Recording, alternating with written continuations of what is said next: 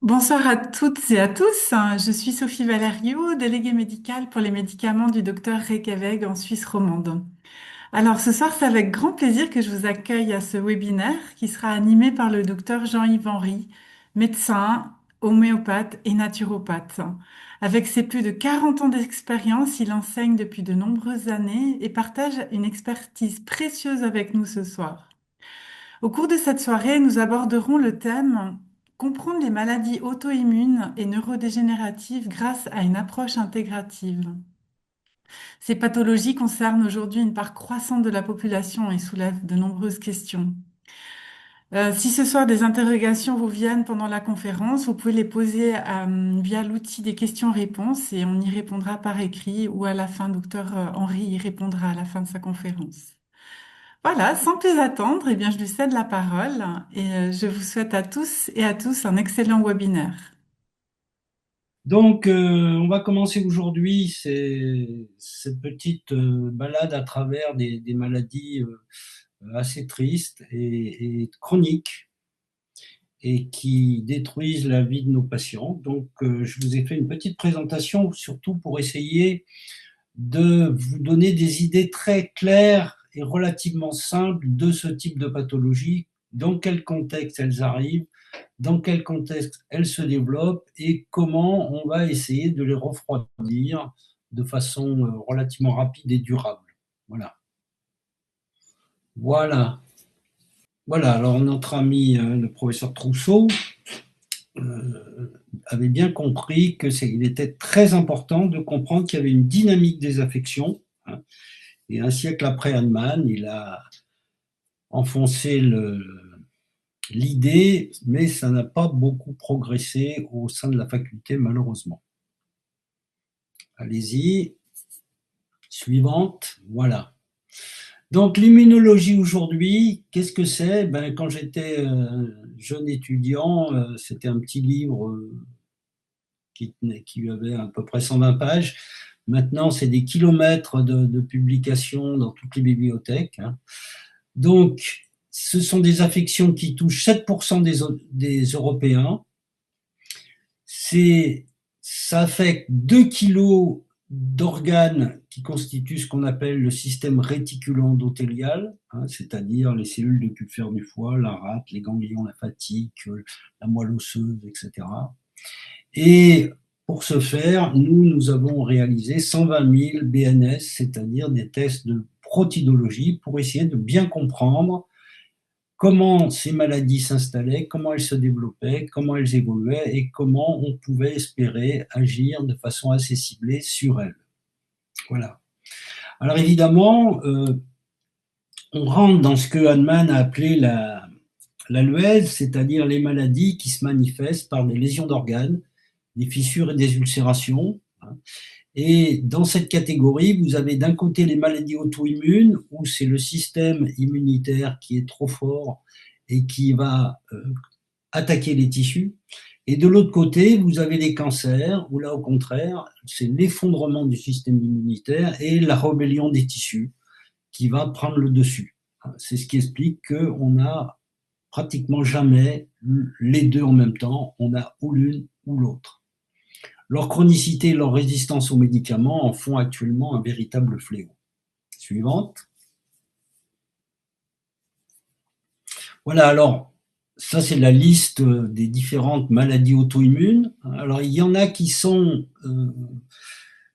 spécifiques d'organes, hein, par exemple la maladie de base d'eau, hein, pour la thyroïde, etc. Puis il y en a qui attaquent beaucoup plus d'organes qu'un seul, hein. C'est ce qu'on appelle les maladies auto-immunes systémiques. Elles attaquent des systèmes, hein, comme les artérites, les myopathies, les connectivites, la maladie de Behçet, etc. Donc elles sont relativement nombreuses. Évidemment, plus elles attaquent de tissus, plus l'inflammation est importante et plus ça va être difficile de calmer le jeu. Suivante. Alors, on a à présent divers outils sérologiques qui permettent de mieux comprendre ce qui se passe. Alors, le bilan ImmuPro, c'est un bilan qui permet d'identifier les peptides alimentaires irritants et même l'intestin poreux, hein, le leaky gut en anglais. Alors, ces bilans IMUPRO, en Suisse, ils sont faits à Sierre ou au laboratoire Salama.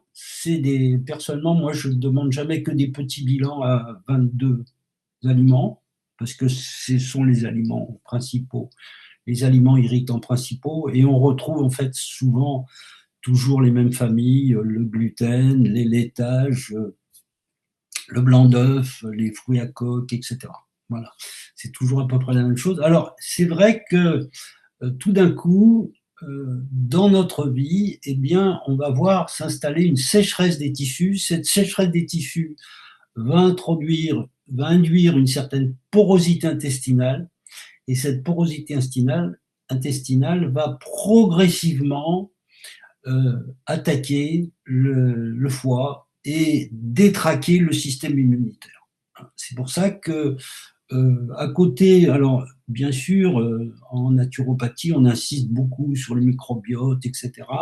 C'est vrai, mais au-dessous du microbiote, il y a cette fragilité tissulaire par la sécheresse qui s'est installée à partir de 40-50 ans et qui est liée, sécheresse qui est induite, bien sûr, par le dérèglement hormonal progressif, le vieillissement hormonal, et puis bien sûr, au-dessus de l'hypophyse, il y a l'hypothalamus et le thalamus, et par toutes les contraintes psychologiques qu'on subit au fil des ans. Et puis, d'un autre côté, ça c'est le côté intestin, hein, peptides irritants, et puis de l'autre côté, ben, on fait des tests sérologiques qui vont essayer de mettre en évidence les différentes situations inflammatoires des patients qui viennent chercher auprès des praticiens de notre groupe des solutions alternatives. Donc, on va essayer de vous résumer cette expérience et notre pratique dans le cadre d'une meilleure prise en charge des affections auto-immunes et neurodégénératives. Suivante. Voilà, alors pour faire, si vous vous intéressez au BNS, si vous voulez connaître la méthode, sachez que maintenant elle est faite en Suisse également au laboratoire Salamin qui fait les IMUPRO, hein, donc c'est assez facile de transmettre du sérum. Et en particulier, quand vous avez des patients avec des maladies auto-immunes ou des cancers et que vous voulez comprendre exactement ce qui se passe et pouvoir choisir des remèdes efficaces, eh bien, nous vous conseillons de faire ce type de bilan, qui sont des bilans de terrain, des bilans pour restaurer la santé et non pas des bilans de diagnostic médical. Alors, le système immunitaire, il y a des facteurs de décompensation qui sont maintenant bien connus. On va essayer de les voir les uns après les autres. Le HLA, Human Leukocyte Antigen, ou système majeur d'histocompatibilité. Ce sont nos fragilités transmises par nos parents. Vous savez qu'on se transmet un peu les faiblesses, un peu comme le valet de pique quand on joue au menteur. Donc, on connaît maintenant plus d'une cinquantaine d'affections qui sont transmises par ce complexe majeur d'histocompatibilité qui est sur le bras court du chromosome 6 et qui va déterminer notre type de réaction face à des contraintes. Alors, c'est un bilan qui coûte assez cher, hein, qui se fait au CHU, et qu'on fait assez systématiquement quand il y a 2-3 maladies auto-immunes ensemble, hein, on se doute qu'il y a un problème, ou quand on fait des greffes, hein, pour être sûr qu'on ne va pas rejeter la greffe assez systématiquement. Voilà. Donc, ça reste de la médecine pointue, mais ça peut être intéressant quand les gens ont 2 ou 3 maladies auto-immunes ensemble, eh bien, pour essayer de comprendre quelle est leur fragilité et éventuellement, il y a eu des techniques qui ont été essayées pour désensibiliser un peu ces HLA fragiles. Les peptides, donc les peptides qui vont irriter le système immunitaire, ben, c'est des peptides microbiens et on sait qu'il y a des maladies qui vont induire telle ou telle pathologie, comme par exemple on a découvert par exemple dans la, que les Klebsiella, par exemple, induisaient la maladie de Crohn, etc. Il y a des peptides microbiens, mais beaucoup alimentaires. Et on vient de parler des intolérances alimentaires, qui est un concept qui n'existait pas bien il y a 15 ans, et puis qui progressivement, justement, grâce aux analyses, s'est vulgarisé. Et on se rend compte que plutôt que de donner des probiotiques à tout va, c'est intéressant simplement de regarder à quel type d'aliment irrite l'intestin et le supprimer. Et dans les 15 jours, 3 semaines, eh bien, le vécu digestif, moral, rhumatismal du patient se transforme et c'est tout à fait sympathique. Les hormones, alors comme je vous le disais, cette fragilité, cette sécheresse tissulaire hein, est liée aux hormones. Et évidemment, il y a la désadaptation hormonale et les phases sèches de Reykjavik de 4, 5 et 6 sont typiques de ce problème de la baisse des taux hormonaux. Et pour cela, on se rend compte d'ailleurs que souvent, il y a certaines maladies auto-immunes qui sont beaucoup plus fréquentes chez les femmes. Et souvent d'ailleurs après des traitements hormonaux ou des problèmes hormonaux identifiés. Le stress, facteur psychologique déclencheur, évidemment, parce que le thalamus est au-dessus de l'hypophyse et donc il va y avoir des répercussions au niveau du cortisol, de l'adrénaline et toutes les autres hormones. Et puis enfin, une épine irritative que les neurothérapeutes appellent le foyer perturbateur, qui est souvent dentaire, sinusien, cicatriciel, enfin bref, il y a un tissu qui souffre et qui petit à petit va détraquer les systèmes de porte de notre système nerveux central et ça va avoir l'effet d'entretenir l'inflammation, d'entretenir la douleur et on peut considérer que toutes les douleurs chroniques sont liées à des sécheresses tissulaires et sont liées à la présence d'un foyer perturbateur à distance. Et donc, il est intéressant de connaître les principes de la neuralthérapie et puis de rechercher systématiquement les foyers perturbateurs. Même pour des lombalgies chroniques ou des choses comme ça, il n'est pas rare que de découvrir et de traiter un foyer perturbateur, ça change complètement l'évolution de la maladie. Pour ceux qui veulent découvrir la neuralthérapie, vous n'avez qu'à aller sur notre site, vous cherchez les chapitres neuralthérapie, on vous explique ce que c'est, on vous donne des exemples, des méthodes, etc. Suivant. Voilà, alors évidemment, bah ça c'est Paul Chabanon qui était un médecin homéopathe français de l'entre-deux-guerres, hein, qui disait quand vous avez supprimé vos eczémas par des pommades, vos maux de tête et vos douleurs par des cachets, vos pertes par des irrigations diverses, vos ulcérations par des cautérisations, des injections ou des rayons X, vos soucis et chagrins par des tranquillisants ou euphorisants, vous aboutissez à un état révolutionnaire qui, quand il n'est plus réversible, se manifeste sous la forme d'un cancer ou d'affection incurable du système nerveux ou circulatoire. Il avait bien compris que ce qu'on appelle la santé, enfin, ce que la médecine appelle la santé, c'est la partie émergée de l'iceberg. Hein. Et en fait, l'allopathie travaille sur cette partie émergée de l'iceberg. Et en fait, nous, les naturopathes, nous devons nous poser la question, cette partie émergée, c'est bien de l'identifier et puis de l'attaquer éventuellement, mais il faut se poser la question sur quoi elle repose. Et elle repose en fait toujours sur des choses simples, hein. L'équilibre psychologique, l'équilibre immunitaire, l'équilibre hormonal, l'équilibre du microbiote, etc. Et ce que je propose toujours à mes patients, c'est d'essayer de comprendre quels sont les déséquilibres qui les ont menés à ces affections incurables, bien sûr, qui sont poussées, bien sûr, par les thérapeutiques suppressives multiples. Plus vous allez faire de thérapeutiques suppressives, plus vous allez attaquer la partie émergée de l'iceberg, et bien plus l'iceberg il va monter. Et donc, moins le patient ira bien. Tout ceci est bien sûr bien expliqué par les phases de Reykjavik que vous connaissez pour la plupart, hein, en sachant que l'apparition d'une sécheresse tissulaire est caractéristique des phases 4, 5 et 6. Et donc,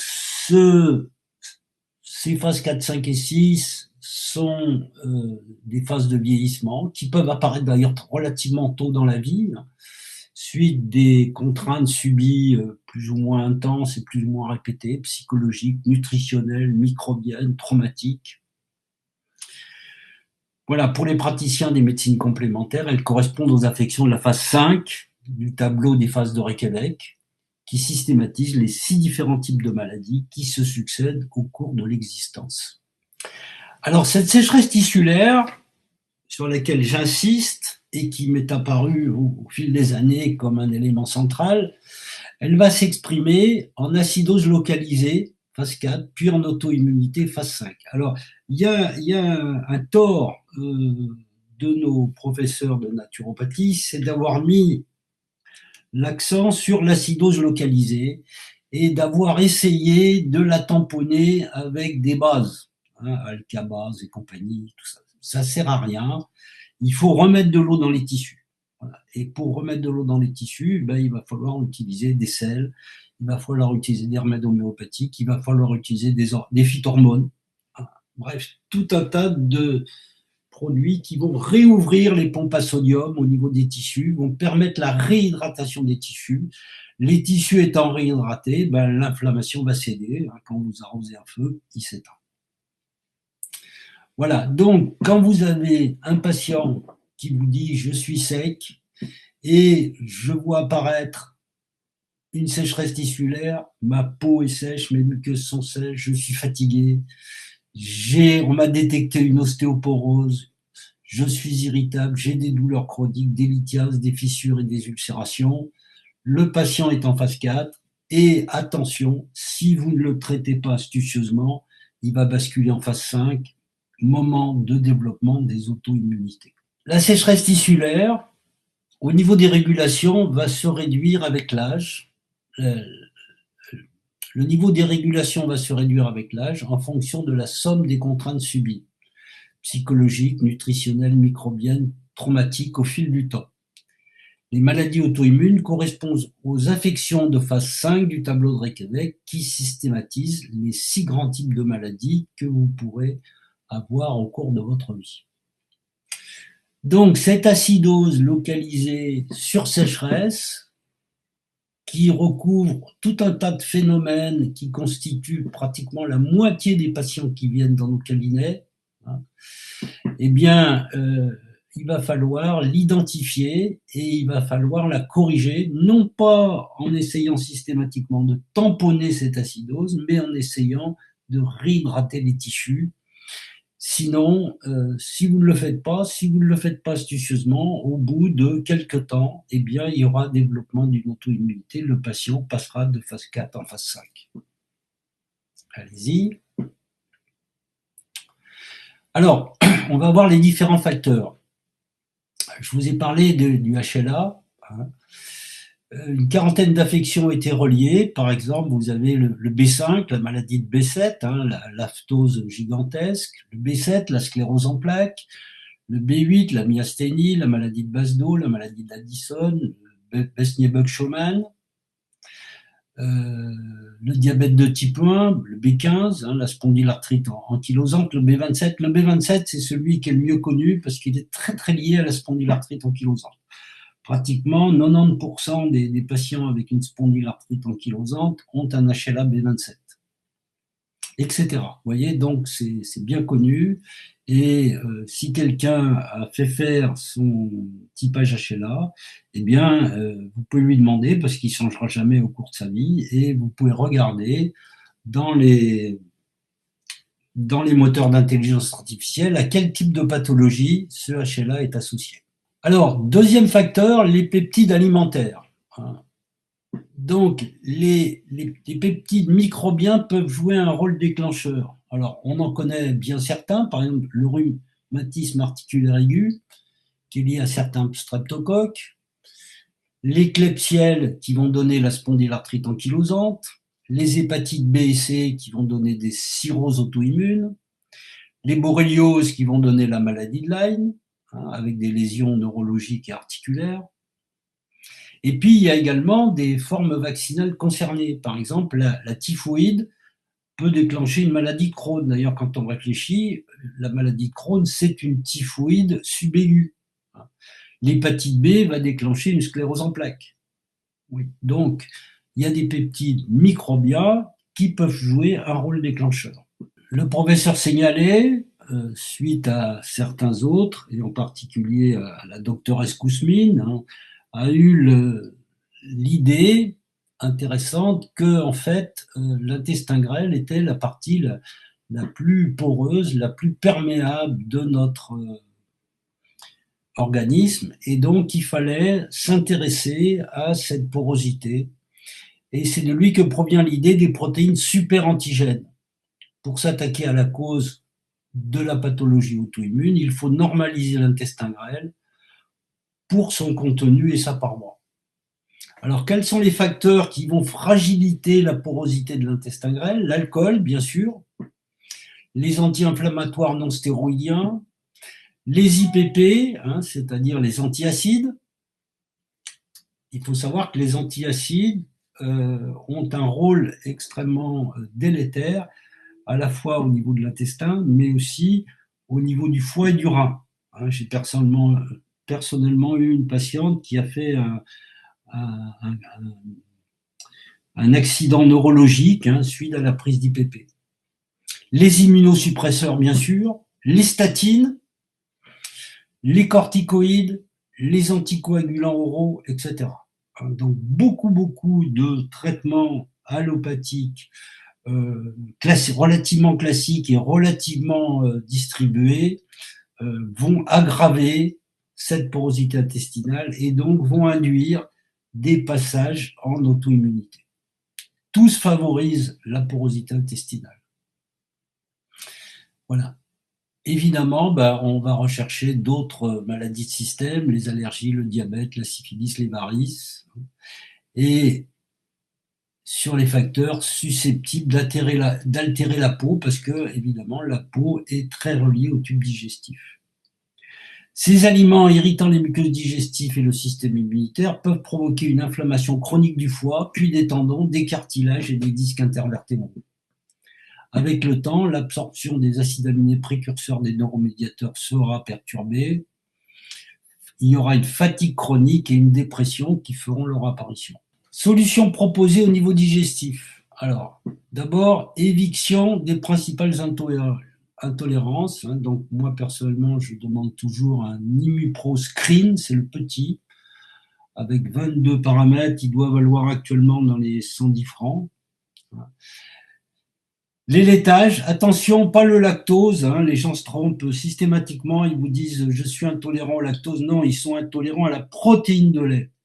Hein, les intolérances au lactose existent, mais ce sont des maladies génétiques et elles apparaissent chez le tout petit bébé. Voilà, donc ne pas croire qu'ils ont le droit de manger du lait sans lactose, ça va être pire. Les laitages, surtout bien sûr le lait de vache, hein, donc adieu la fondue moitié-moitié. Le gluten, les œufs, surtout blancs, les fruits à coque, hein, donc c'est les amandes, les noix, les noisettes, etc. Certains fruits exotiques et même l'ananas par exemple ou la banane et l'orange même peut donner des intolérances. Et puis bien sûr les fabacées, c'est-à-dire tout ce qui est les pois, les haricots secs, etc. Hein, parce que les fabacées sont des légumes qui sont très riches en protéines. Il y a pratiquement autant de protéines dans ces légumes-là que dans la viande. Alors, évidemment, solution au niveau digestif, l'éviction alimentaire, bien sûr. Et puis, on a une spécialité Québec, qui est le Solanum compositum, hein, et qui va désensibiliser le patient à ces produits. Hein. Donc, lait, gluten, noix, histaminum, etc. Donc, le R83, très intéressant. Bien sûr, on va corriger la dysbiose qui va se développer par-dessus. La constipation, qui est un facteur irritant aggravant avec le R37, colintestone. Alors, il est très intéressant le colintestone, surtout vous n'avez qu'à regarder la formule avec alumina, bryonia, lycopodium. Tout ça, ce sont des remèdes de selles sèches. Donc, dès qu'il y a des selles sèches, constipation de selles sèches, R37, c'est assez magique. Et puis, ça ne donne absolument pas de maladies des laxatifs comme les laxatifs allopathiques, pour la plupart. En cas de diarrhée, entérocolin, hein, avec Bactisia, Colocyntis, Veratrum album, qui sont des grands remèdes du choléra et des diarrhées avec spasme. Donc le R4. Le R5, Gastréou, grand remède de l'irritation gastrique et des remontées acides. Les anticoagulants, alors très important, Eliquis et tous ces anticoagulants oraux qui sont prescrits actuellement, l'argamanu, qui fatigue le rein et le foie, hein, gros blocage hépato-rénal. Donc là, on va soutenir le foie. Si le patient ne veut pas arrêter, si le cardiologue ne veut pas arrêter, il faut absolument soutenir le foie avec le R7. D'abord, il faudra se poser la question pourquoi le cholestérol monte. Il y a 5 causes d'augmentation du cholestérol. Et donc, ces 5 causes, il va falloir se poser la question et les corriger spécifiquement. Et puis, dans ce cas-là, en particulier, on peut utiliser le R60 pour baisser la synthèse du cholestérol. Alors, sachant que le cholestérol est une molécule marqueur de l'inflammation et qu'il faut traiter l'inflammation, ce n'est pas le cholestérol qu'il faut traiter. Les biphosphonates, donc, qui sont donnés l'argamanu pour l'ostéoporose, hein, donc ça sert rigoureusement à rien. Ça fait un peu remonter les résultats de l'ostéodensitométrie, mais dès qu'on arrête, ça redescend encore plus vite. Donc là, vous avez intérêt beaucoup plus à demander à votre patient de faire un petit peu d'exercice physique. Il faut corriger la sécheresse qui est à la base, bien sûr, de ce problème-là. Et puis, calcocine, le R34 marche bien, marche en tout cas beaucoup mieux que des produits comme des associations de vitamines D3 et de calcium, hein, comme le calcimagon par exemple, hein, en sachant que le calcium, les excès de calcium et les médicaments à base de calcium ont tendance à faire monter la tension artérielle. L'antibiothérapie répétée va induire une immunodépression, et donc là, on va essayer d'éviter au maximum l'antibiothérapie, et en tout cas de jamais faire d'antibiothérapie prolongée. Et on pourra en aigu essayer bien sûr Echinacea compositum, hein, le R193 et le R93, hein, qui ont un effet immunostimulant tout à fait remarquable. Echinacea composé, ça a la propriété par exemple de monter le taux des polynucléaires de 40% en quelques jours, en 5 jours. Ça a été vérifié de nombreuses fois. Les corticoïdes vont induire tout un tas de problèmes. À haute dose, il y a un risque de déclenchement de psychose et de troubles comportementaux graves, hein, il faut le savoir. Il y a des gens qui, sous corticoïdes, se retrouvent en hôpital psychiatrique. Et puis, de toute façon, il y a un blocage de pancréas et il y a induction d'un diabète. Donc là aussi, dès qu'il y a une prise de poids sous corticothérapie, on va essayer de réduire la corticothérapie et puis on va essayer de soulager le pancréas avec un R40 diaglucon. Les anxiolytiques et les somnifères vont avoir tout un tas d'effets divers et variés, mais un des effets les plus systématiques, c'est la constipation, parce que ça endort la motricité intestinale. Et donc là, on aura toujours intérêt à utiliser un complexe qui détendra le malade, comme la formule très équilibrée du R14 Quieta. Il faut savoir que la pilule aussi contraceptive entraîne des déficits en vitamine B, B2, B6, B12, C, E, magnésium, sélénium et zinc. Donc, quand les symptômes vous paraissent bizarres, regardez les effets secondaires des médicaments que prennent vos patients. Le facteur hormonal. Alors, le facteur hormonal, 4 femmes pour un homme, la polyarthrite rhumatoïde. 8 femmes pour un homme, le syndrome sec de Gougerot-Swogren, 10 femmes pour un homme, le lupus érythématodisséminé, et au contraire, une femme pour 3 hommes, la spondylarthrite ankylosante. Donc vous voyez, l'élément hormonal est très important. Donc il faut essayer de comprendre qu'est-ce qui s'est passé au niveau hormonal. Ça se comprend très bien en plus parce que, bien sûr, ce sont les hormones qui vont régler le passage de l'eau dans les tissus. Donc des hormones mal réglées, mal équilibrées, eh bien, ça va entraîner une sécheresse tissulaire et donc ça va favoriser les inflammations de bas grade, l'acidose localisée qui est la cause de l'apparition à terme d'une maladie auto-immune. Alors là, on va avoir bien sûr le R20, euglandin féminine. Vous avez Eunothera bienis que je donne systématiquement, le R89 en deuxième partie de cycle et qui va permettre, l'onagre est très riche en acides gras oméga 6 et oméga 3 et donc ça va réguler le cycle menstruel et ça va surtout éviter l'effondrement de la progestérone en préménopause. Et puis bien sûr, ça va avoir un très bon effet sur les dysménorrhées, donc ça c'est très très intéressant, le R89. Le R59, la vésiculine en cas de surpoids, ça va amener de l'iode, ça va relancer, ça va réguler l'hypersurrénalisme, les stases en particulier de graisse, R59. Le R32 pour les rétentions d'eau, donc vous avez bien sûr Kalium Carb, Salvia, Sambucus, Sanguinaria, Sépia, tout ça c'est des grands remèdes de stase et donc de congestion, donc très intéressant. Et puis mon petit favori qui est le R12, qui est un grand remède de vieillissement tissulaire. Et si vous avez un coup de vieux, faites-vous une petite cure de R12. Très très bon effet, ça fait pétiller les neurones et ça relance l'activité vasculaire et même sexuelle. Le stress psychologique.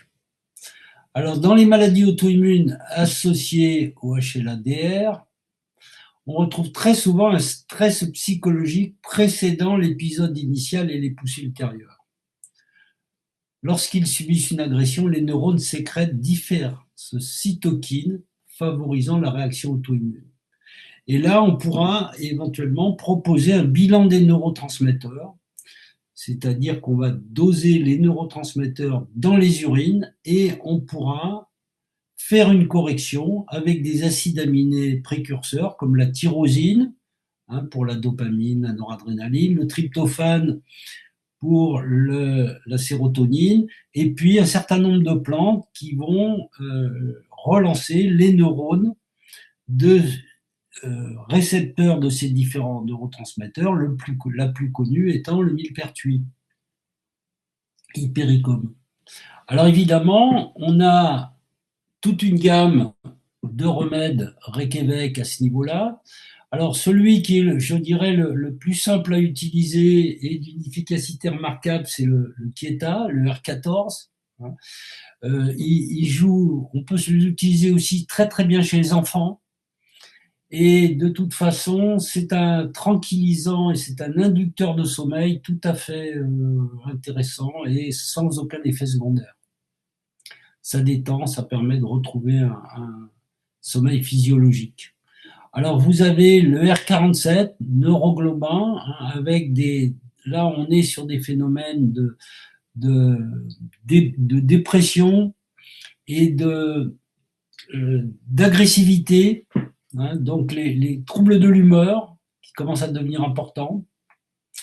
Le R184 Ignacia, alors ça c'est une formule très légère qui est intéressante pour en particulier Ignacia qui est le grand remède des déceptions, Kalium Phos qui est le grand remède de la mémoire et de la fatigue nerveuse, et puis Zincom, qui est un tonique nerveux bien connu, Ignatia compositum, R84, très très bonne formule, et surtout d'ailleurs pour les ados, hein, ça marche bien. Et puis alfalfa, compositum, le R95.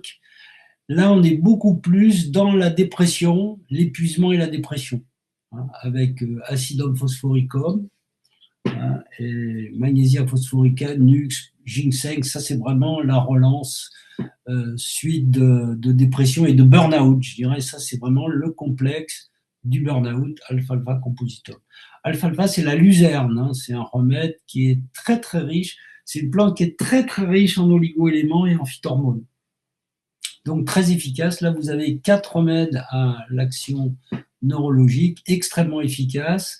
Vous verrez qu'avec ça, vous pouvez déshabituer votre malade des anxiolytiques et de beaucoup d'antidépresseurs ou de somnifères classiques. 5e facteur, l'épine irritative. Alors, micro-irritation chronique, hein, foyer perturbateur de la neuralthérapie. Dans 50% des cas, l'origine est dentaire. C'est des gens qui ont des dents qui bougent, ils ont des poches, ils ont des soins dentaires en cours. Bref, il faut pas avoir peur de leur demander et puis de faire ouvrir la bouche et puis de regarder. Voilà. Très souvent, l'état dentaire du patient vous renseigne sur le soin qu'il porte à lui-même et sur la présence de phénomènes irritants. On est souvent surpris de voir des chicots, par exemple, chez des gens qui sont extrêmement bien, qui présentent bien, qui sont bien vêtus, etc. Et en fait, on se rend compte qu'il y a des dents qui ne sont pas soignées, il y a des caries irritantes, et puis des troubles de l'occlusion, enfin bref, et puis il manque des dents, enfin. Là, il faut vraiment se poser la question. Mais le foyer peut être sinusien, sinusite à répétition, gynécologique, hein. Et puis des cicatrices. Il y a des gens qui ont eu beaucoup d'opérations. Et quand on teste ces cicatrices, ne serait-ce qu'à la lumière, par exemple, on se rend compte qu'il y a des points cicatriciels qui, dès que les gens bougent, eh ben, tirent les tissus et ça va entretenir un état inflammatoire sous-jacent. Et il faudra à ce moment-là mettre un gel à la procaïne ou faire des ondes pulsées pour calmer cette zone irritante et permettre au patient de récupérer son inflammation et ses douleurs chroniques. Voilà. Ce phénomène se déclenche d'autant plus lorsque les tissus sont secs, et on le voit très bien sur les BNS, hein, quand les albumines tombent, eh bien, on est en phase 4, 5 ou 6, et c'est typique de la phase 4 de Reykjavik. Alors, les limites des traitements classiques, les thérapeutiques classiques, qu'est-ce qu'ils vont être? Eh bien, d'abord, la compensation des conséquences. Hein. En cas de maladie de base d'eau, ben, on va freiner la thyroïde qui s'est emballée. Les hormones thyroïdiennes, quand il n'y en a plus, maladie de Hashimoto par exemple. Les anticholinéstérasiques dans la myasthénie, l'insuline dans le diabète de type 1, la metformine dans le diabète de type 2, la vitamine B12 dans l'anémie de Birmer, etc. Ces traitements compensent, mais ne guérissent pas. Il y a des tas de gens qui viennent me voir et qui me disent bah, j'ai eu une maladie de Hashimoto, mais je suis à l'altroxine, je suis guéri. Je leur dis pas du tout. Je leur dis on a compensé votre maladie, mais cette maladie est la manifestation d'une inflammation de bas grade qui est toujours là, qu'on n'a pas traitée.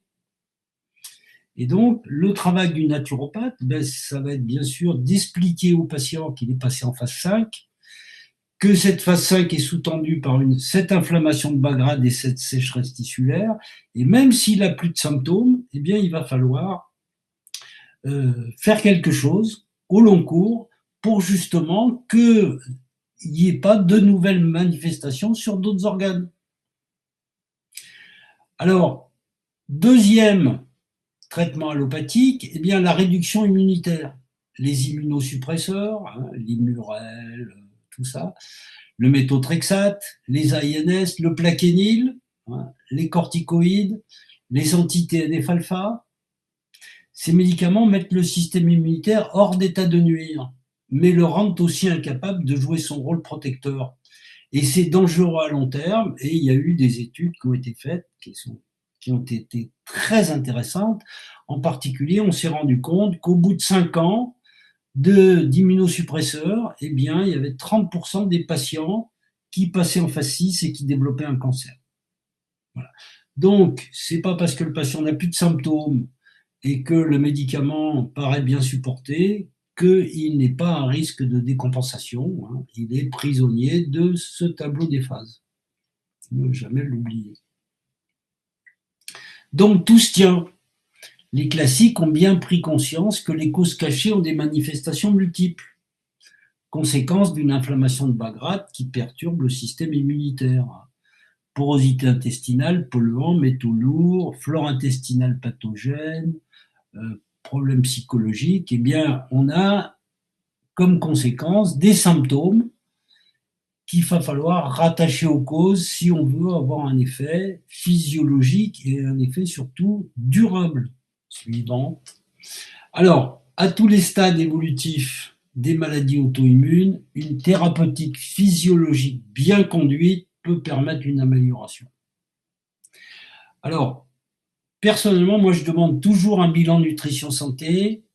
Ça va permettre d'évaluer la sécheresse tissulaire et le stress oxydatif, les facteurs d'inflammation sérique avec l'augmentation des alpha-1 et des alpha-2, la réponse immune avec l'augmentation des bêta et des gamma, c'est-à-dire des anticorps et du système complémentaire, et puis les dysrégulations hormonales et métaboliques. Et puis surtout, on s'est rendu compte que, grâce à ces méthodes d'évaluation, qu'il y avait un organe qui avait un rôle absolument fondamental, c'est le foie. C'est lui qui va sécréter des enzymes pro-inflammatoires, mais il va contrôler le système lymphoïde et il va sécréter les 18 fractions du complément. Il faut savoir que 20% de la population a un déficit en C4, et ce qui induit des affections à répétition parce qu'elles ne guérissent pas. C'est le cas en particulier de beaucoup de femmes qui ont des cystites chroniques par déficit en facteur 4 du complément. Le facteur 4 qu'on peut doser en biologie d'ailleurs. Mais de toute façon, il faudra le traiter en relançant le foie. Alors là, il y a un autre de mes petits chouchous, c'est le R7. Et je vous rappelle ce que disait le professeur Giraudet, dans le temps, les phases d'inflammation et de sclérose se succèdent. C'est-à-dire le patient va avoir des phases aiguës et des phases chroniques et elles vont alterner. Il faut bien en avoir conscience. Ce n'est pas parce que la phase aiguë a l'air de se tasser que les choses se sont arrêtées. Eh bien, il va y avoir une phase de sclérose et puis après, il y aura une phase d'inflammation.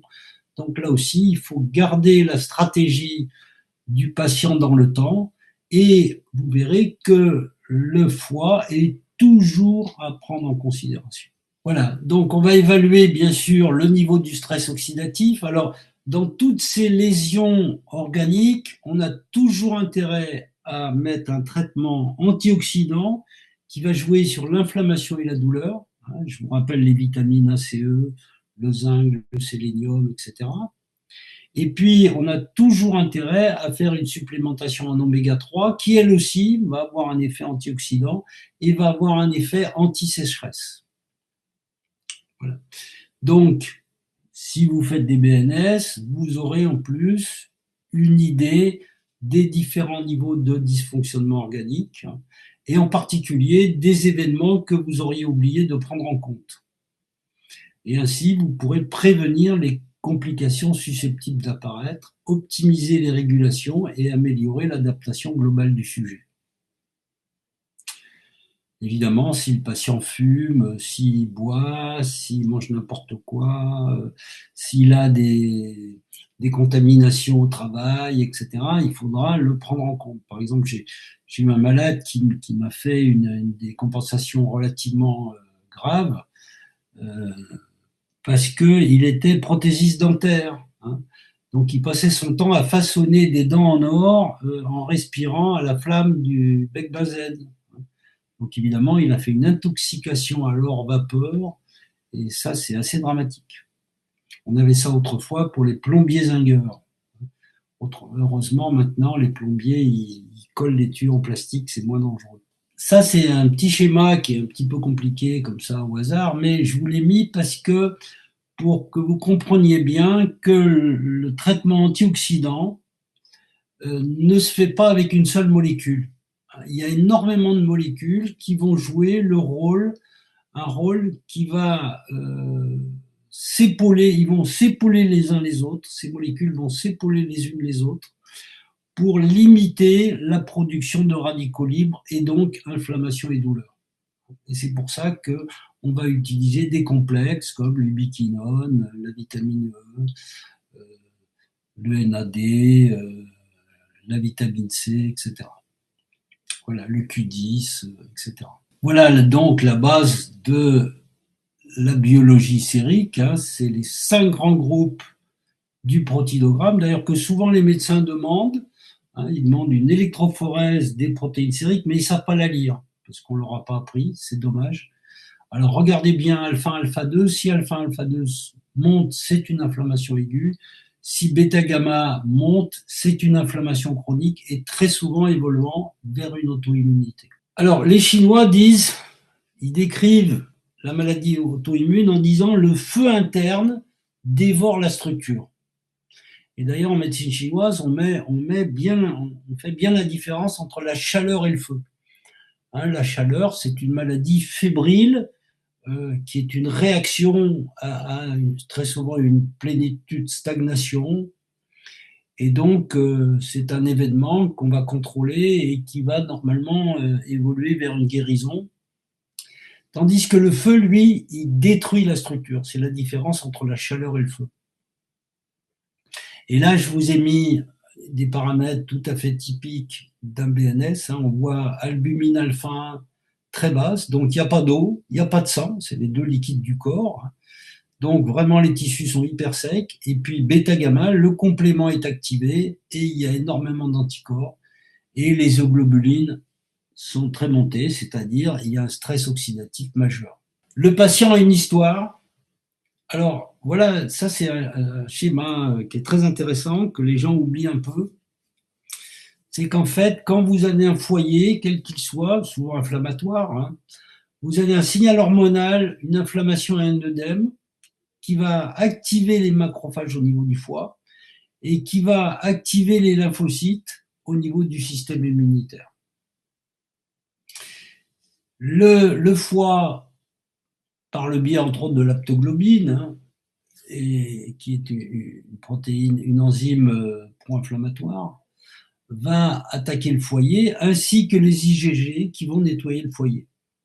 Mais ce que les médecins oublient, c'est que le foie, il y a un feedback des enzymes pro-inflammatoires vers le système immunitaire, c'est-à-dire plus il y a de l'inflammation aiguë, moins il y a d'inflammation chronique.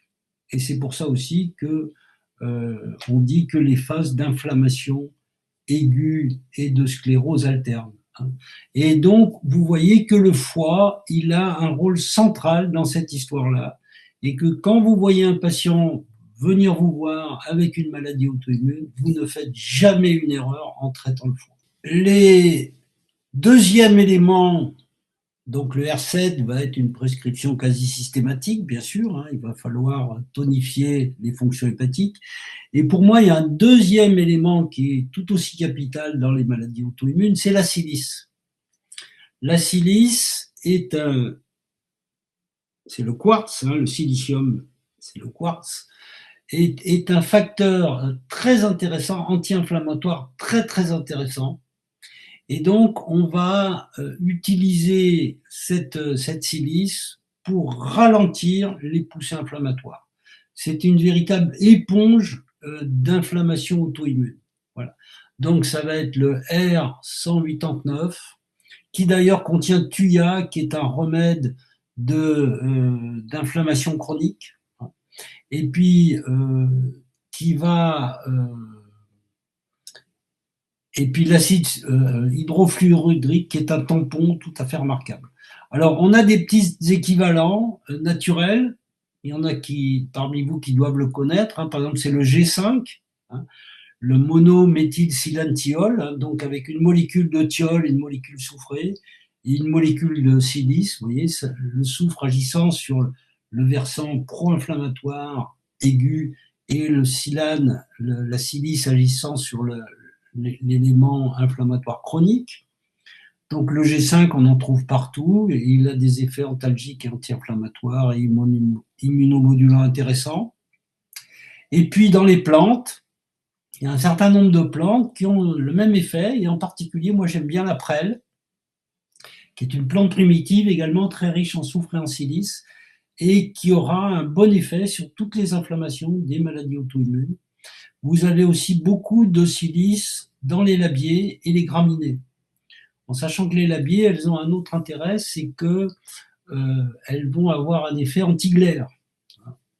Alors vous avez des labiers qui sont des immunoglobulants, des immunomodulantes absolument remarquables, comme par exemple le lierre terrestre, hein, Glecoma edera, qui agit très très bien au niveau du poumon, au niveau du foie, etc. Et d'ailleurs, dans les cantons, les paysans le savaient et ils faisaient des laits chauds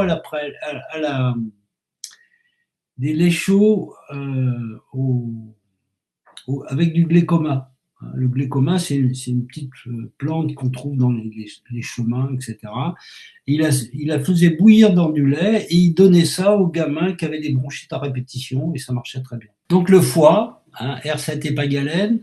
Alors c'est très intéressant parce que ça va agir à la fois sur l'élément hépatique, lycopodium, cardux, et puis sur l'élément spastique au niveau des voies biliaires, hein, nux vomica, chélidoine. Alors, lors des poussées, alors vous avez le grand anti-inflammatoire de chez Reykjavik, angine acide, qui est intéressant en tant que, on voit belladone, calibiche, lachesis, mercurius, tout ça, c'est des remèdes de décongestion. Et puis, vous avez le R81, qui est un autre anti-inflammatoire, mais je dirais plus ciblé sur des problèmes plutôt plus vasculaires et plus muqueux. Voilà. Mais je dirais plus vasculaires et rhumatismaux, pardon. Vasculaires et rhumatismaux. Aradea diadema, c'est un grand remède des œdèmes articulaires. Puis vous avez bien sûr le R92 qui est à base de bromélia, hein, qui est un grand décongestionnant dès que vous avez des œdèmes quelque part, des congestions quelque part, et qui contient en plus des oméga 3. Ça a un énorme effet décongestionnant. Moi, ça aussi, je l'utilise beaucoup. Alors, on va voir rapidement ensemble les maladies auto-immunes spécifiques d'organes. Diabète, thyroïde, rhumatisme. Alors, le diabète de type 1 ou diabète du jeune, il y a des anticorps anti-îlot de Langerhans, hein, qui détruisent le pancréas endocrine. Il va y avoir des accès hyperglycémiques qui risquent d'évoluer en coma acidocétosique, et puis des accès hypoglycémiques qui donnent un coma rapide et qui, s'ils se répètent, peuvent donner des dommages cérébraux. Alors, la solution de ce diabète de type 1, bien sûr, c'est l'insuline. Maintenant, c'est facilité parce qu'on a 4 types d'insuline différentes. Et puis surtout, on a surtout des appareils qui sont arrivés très récemment qui permettent de doser à la lumière, au bout du doigt, sans piquer, le sang, je dirais, quasiment en continu. Donc le patient peut adapter son injection d'insuline rapide en fonction de ce qui se passe. Et puis on a maintenant un pancréas artificiel où le patient peut porter sa petite machine et qui délivre de l'insuline à la demande. Voilà. Donc ça, c'est pour simplifier les diabètes du jeune. Mais les diabètes du jeune, c'est jamais que 10 à 15% des diabètes. La plupart des cas que nous voyons dans nos cabinets de naturopathie, c'est des diabètes de type 2 du patient âgé. Et là, c'est des anticorps anti-récepteurs tissulaires à l'insuline. C'est dans la moitié des cas héréditaires, donc il est important de demander aux patients d'abord combien il pesait à la naissance. Hein. Très souvent, c'est des gros bébés de plus de 4 kilos. Est-ce que ça n'a pas décompensé au cours d'une grossesse? C'est des femmes qui vont prendre 20 kilos au cours d'une grossesse. Est-ce qu'il y a une polyphagie, en particulier très attirée par les sucres, les farineux, l'alcool, etc. Et là, évidemment, le traitement fondamental, ça va être le régime diabétique. Le régime diabétique, c'est 4 petits repas et puis une petite quantité de farineux ou de fruits, mais pas les deux, et toujours accompagné d'une protéine. Pour ceux qui ne le connaîtraient pas, je vous conseille d'aller voir sur notre site, de taper fiche régime diabétique, et votre patient, vous devez lui donner la fiche, il doit l'apprendre par cœur et vous devez le relancer à chaque consultation parce qu'il a tendance à oublier. Si il fait le régime diabétique, il va normaliser son poids, il va normaliser sa glycémie de façon extrêmement simple et souvent spectaculaire. Suivant. La qualité et la quantité de notre alimentation est un facteur capital d'équilibre. Les patients n'ont pas notion des changements d'habitudes alimentaires que nous avons infligés à notre corps durant ce dernier siècle. Il faut savoir qu'en un siècle, la quantité de sucre absorbée par un Suisse de la campagne a été multipliée par 6. Et dans le même temps, évidemment, ses efforts physiques ont été extrêmement réduits. Le matin, il prenait sa cognée, il allait couper des bûches pour alimenter le feu. Vous montez dans votre BMW et puis vous mettez la climatisation. C'est pas le même genre d'effort.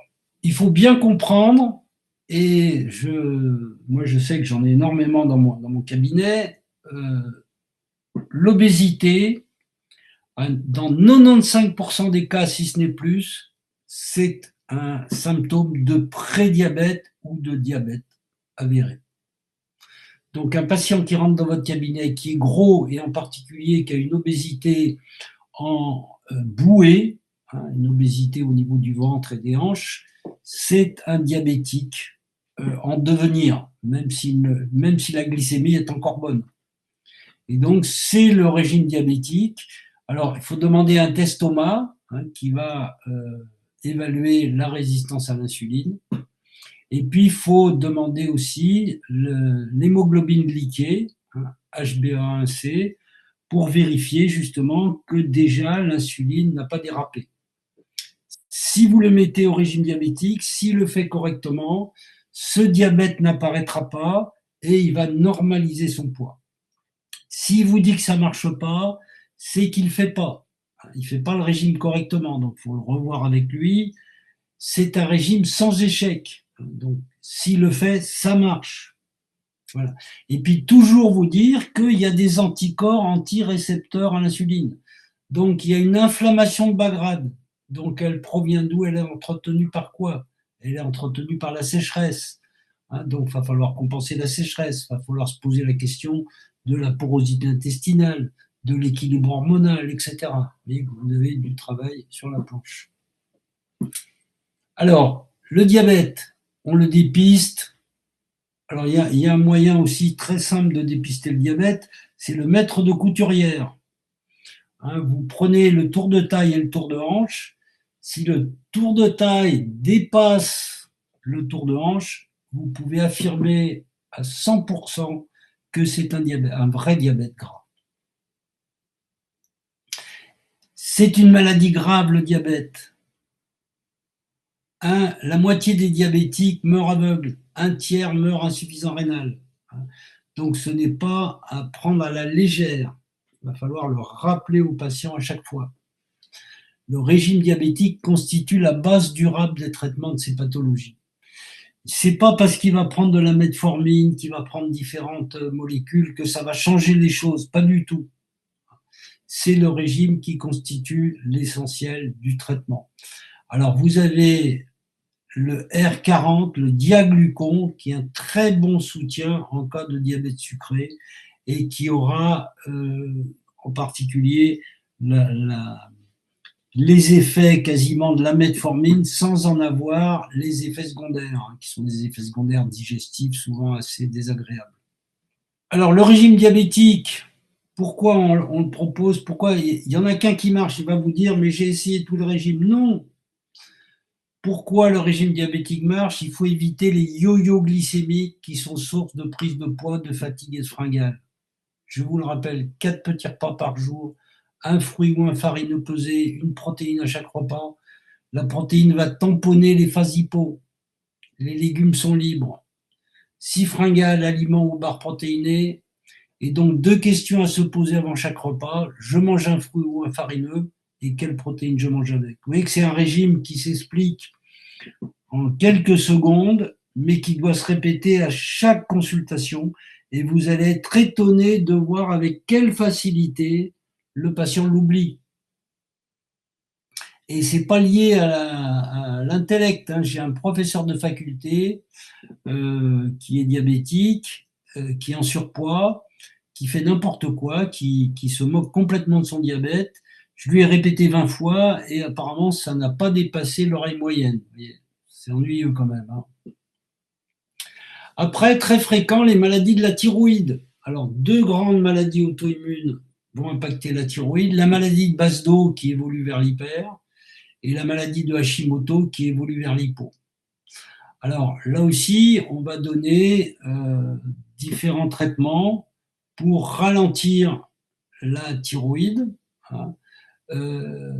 Ça marche plus ou moins bien, mais en tout cas, alors, il faut savoir que le R51 aura un excellent effet, en particulier pour calmer l'emballement du cœur, qui est souvent le cas dans la maladie de Basedow, et vous pourrez utiliser l'aubépine, Crataegus oxyacantha, qui, elle, va avoir un effet sur l'exophtalmie. Hein, vous savez, c'est des yeux de Casimir, là, proéminents, hein, qui ont beaucoup de mal. Il n'y a pas de traitement allopathique pour l'exophtalmie, hein, ils ne savent pas quoi faire dans l'exophtalmie. Donc là, l'aubépine, vous avez souvent un effet tout à fait spectaculaire. La thyroïdite de Hashimoto, elle est difficile parce qu'il y a des phases hyper et des phases hypo au début, hein. Et donc, évidemment, d'abord, elle va être difficile à diagnostiquer parce qu'il y a des phases d'emballement thyroïdien, d'irritation, d'insomnie, de fin tremblement, etc. Et puis, il y a des phases d'hypo, de fatigue, de dépression, de ralentissement cardiaque, de prise de poids, etc. Et après deux, trois phases hyper-hypo, souvent au bout d'une année, l'hypo s'installe et à ce moment-là, on va utiliser le R59 vésiculine qui contient Fucus vesiculosus, qui est le goémon qui contient un iode biodisponible, et puis graphite, qui est un équilibrant également, qui est un remède homéopathique de prise de poids et d'obésité par dysfonction pancréato-thyroïdienne. Voilà. Et puis, bien sûr, réguler les symptômes ne règle pas le problème de fond, la sécheresse et l'inflammation auto-immune. Si le patient croit qu'en allant voir le médecin qui traite les maladies endocriniennes, l'endocrinologue, et il a réglé son problème, il a réglé la partie émergée de l'iceberg, c'est à vous de le guérir vraiment. Les maladies rhumatismales, alors la plus fréquente, c'est la polyarthrite rhumatoïde, donc 4 femmes pour un homme, hein. Là, en poussée aiguë, alors c'est surtout le squelette appenniculaire, c'est-à-dire les poignets, les mains, les chevilles, les pieds.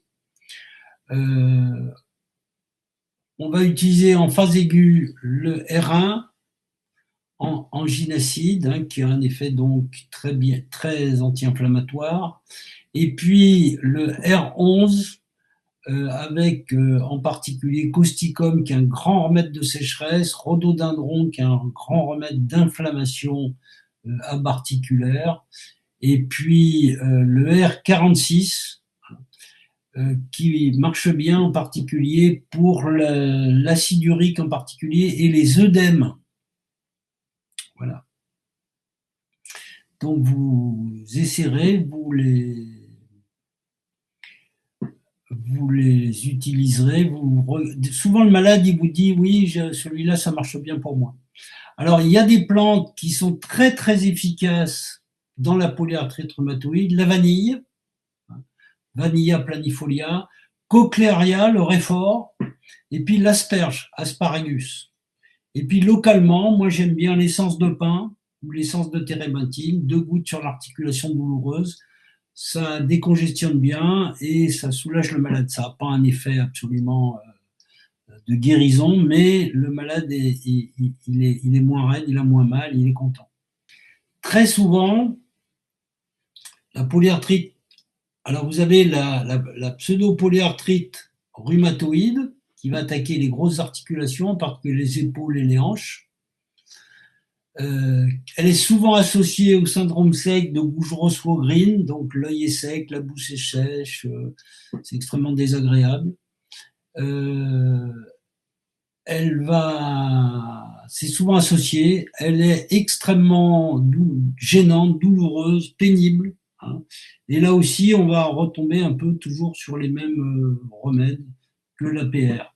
Évidemment, dans ces cas-là, je demande toujours un IMUPRO et je demande un bilan de nutrition santé pour voir le niveau de l'inflammation, le niveau de la sécheresse et puis pour être guidé pour le choix de mes traitements de terrain.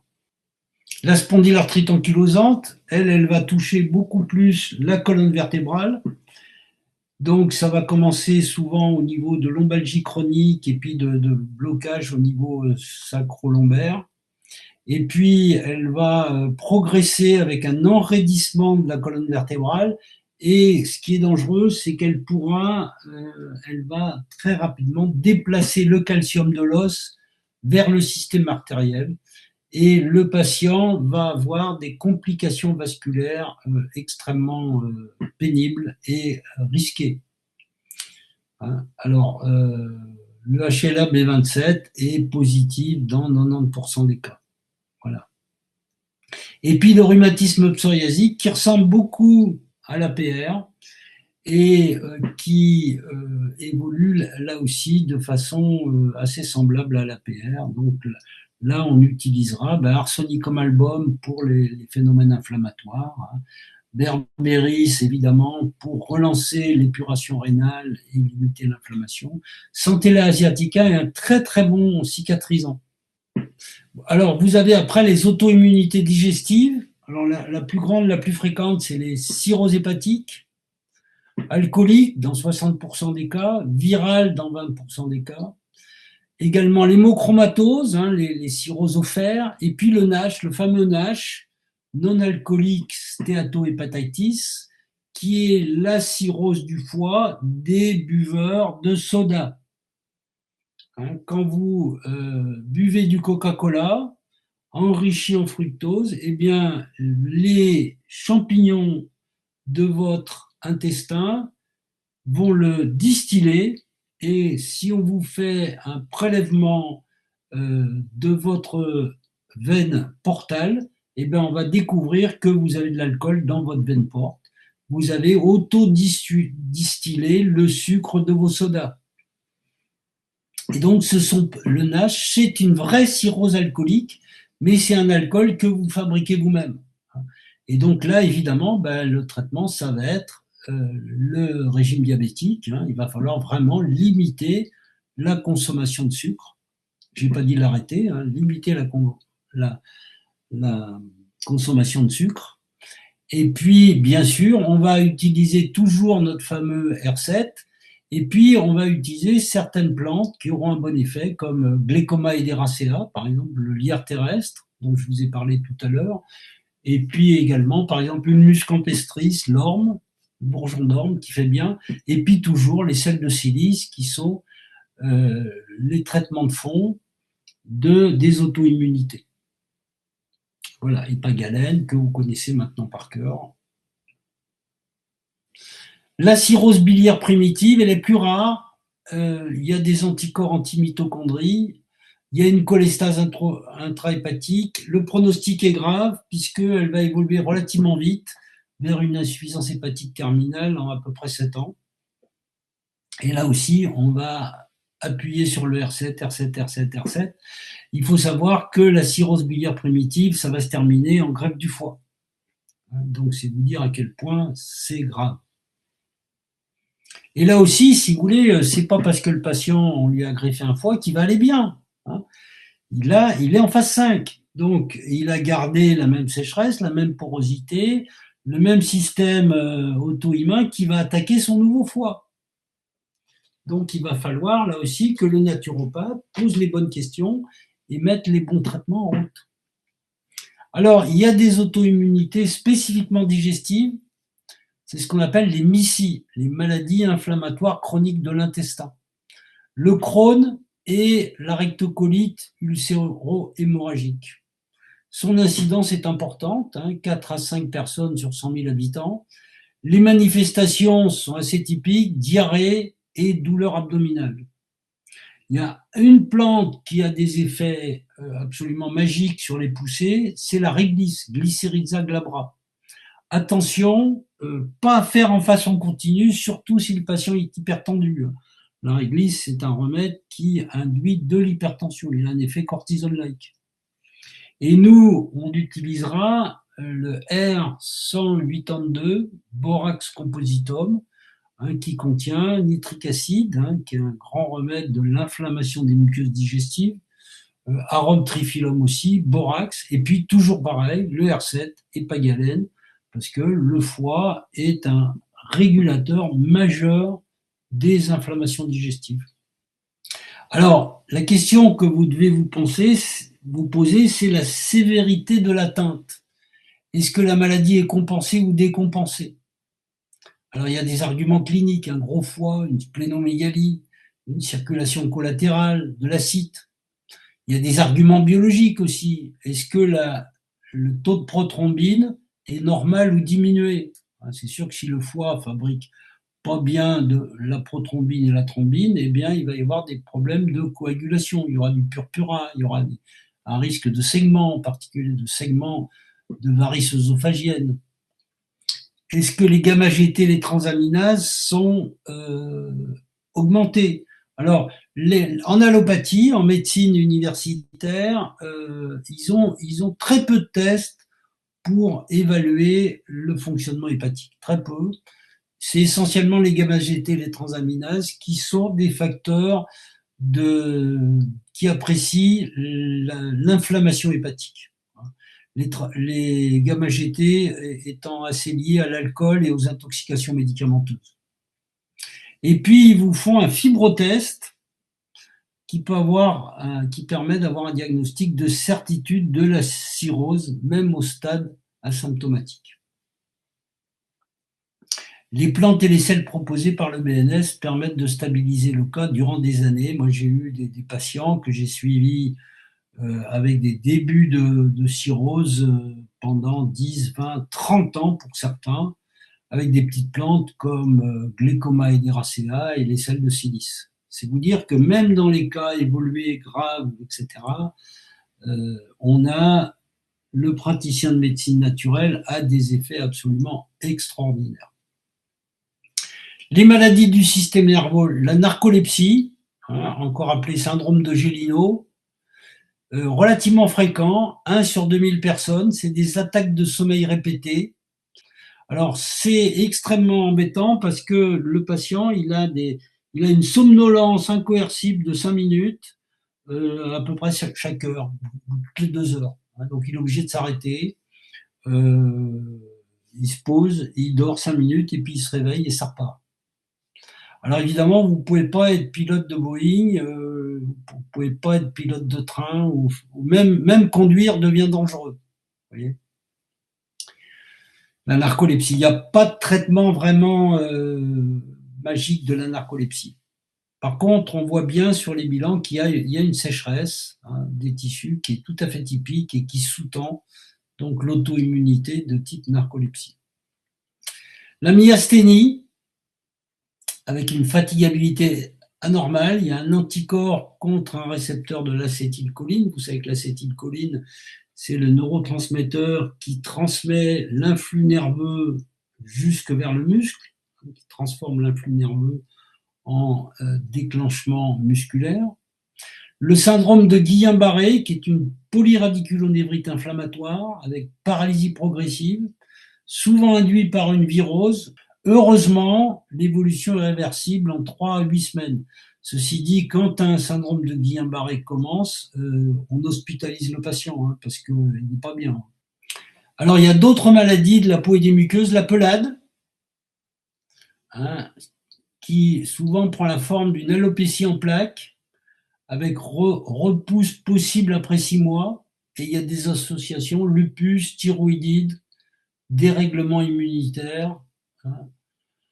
Et la bourrache est une plante qui marche bien, qui a été découverte par les BNS, hein, qui marche bien dans les pelades. Bien sûr, là aussi, on va mettre en avant le Silicea compositum de Reckbeck, le 189, hein, toujours pareil, associé au R7. Le vitiligo, qui est une auto-immunité contre les mélanocytes, c'est une pathologie chronique, spectaculaire, fréquente, sans cause évidente ni traitement réellement efficace. Alors j'en ai traité, je ne sais pas, peut-être une centaine. J'ai eu 2 ou 3 résultats probants, avec disparition quasi totale, mais je ne m'avance pas là. C'est rare d'avoir un bon résultat. Le lichen plan,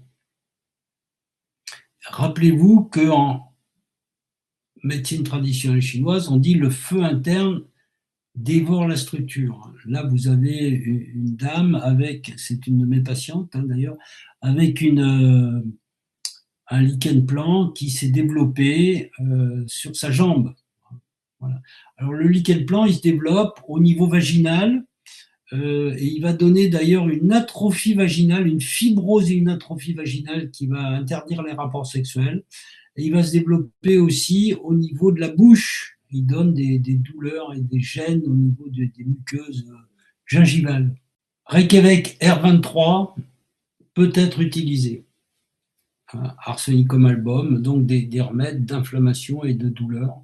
Et toujours pareil avec R7 et Silicea compositum. Alors, il y a des vascularites auto-immunes, on en voit de plus en plus. Les vascularites artérielles, la maladie de Horton, hein, qui donne des céphalées, des migraines absolument abominables. La polyartérite noueuse qu'on voit chez les enfants, qui est liée à l'Epstein-Barr virus dans 30% des cas. On voit apparaître aussi des maladies auto-immunes qui sont liées aux capillaires, les cryoglobulinémies, qui donnent le syndrome de Raynaud, hein, c'est-à-dire des véritables des douleurs et des enflures de l'extrémité des doigts au froid, et que les patients traitent avec des moufles, avec des petites résistances électriques, hein, pour ne pas avoir les doigts exposés au froid l'hiver. Le purpura rhumatoïde, hein, qui est une atteinte avec les IgA et le C3 augmenté. La maladie de Wegener, qui est une atteinte à la fois vasculaire et pulmonaire.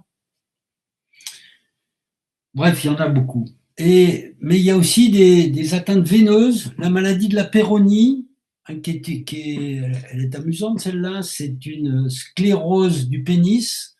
Donc il y a des indurations du pénis qui rétractent les cavernes péniennes et qui donnent une érection à angle droit. Ça peut être gênant. La maladie de Kawasaki, hein, qui va toucher les enfants avec fièvre, rage, conjonctivite, etc., hein, ce qui est une bouffée de maladie auto-immune induite par une virose. Alors, qu'est-ce qu'on fait dans tous ces cas-là, dans les vascularites auto-immunes? On va utiliser le R2 au rein, qui contient tous les remèdes du sang et des tissus vasculaires, arnica, aurum, cactus, cratégus, digitalis, vous voyez, tout ce qu'on veut. Et puis le R3, hein, qui est un remède aussi des troubles du rythme et de la faiblesse cardiaque. Hein, la cile étant un très bon tonique cardiaque. Et puis phosphorus aussi, qui est un grand remède de décompensation vasculaire. faut pas l'oublier. Le R58, Vernadon, hein, avec Convallaria, qui est le muguet. On retrouve Cratégus, qui est un grand remède donc de la congestion et des troubles du rythme. Digitalis, qui est un remède des cœurs lents. Alors c'est amusant ça parce que je ne sais pas si vous le savez, mais Digitalis en allopathie, c'est un remède des cœurs rapides. Alors qu'au contraire, en homéopathie, la digitale homéopathique, elle accélère le cœur.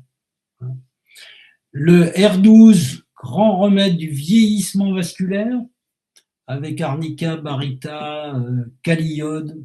Vraiment, c'est très intéressant. Et puis plombum, qui est un grand remède de poussée hypertensive.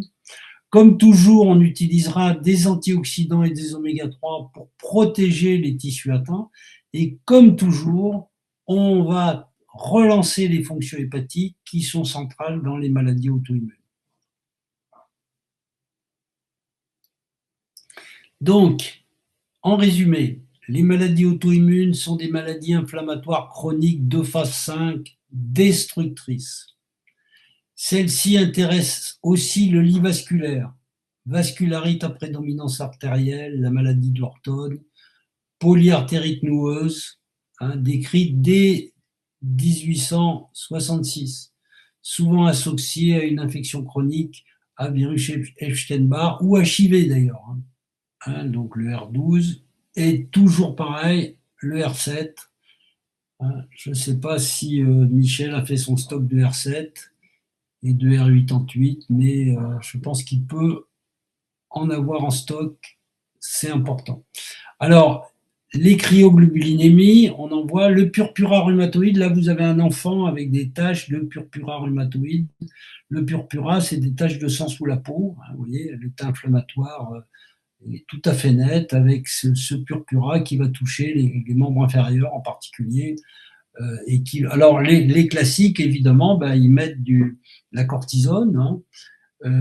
Mais attention, ce purpura rhumatoïde, il va toucher le rein, le tube digestif, les articulations. On aura souvent des douleurs articulaires, des blocages, etc. Alors évidemment, ils vont sauter sur les corticoïdes qui vont remettre de l'eau. Les corticoïdes vont limiter le feu en remettant de l'eau, mais c'est pas très spécifique, donc ça sera à vous de prendre le relais.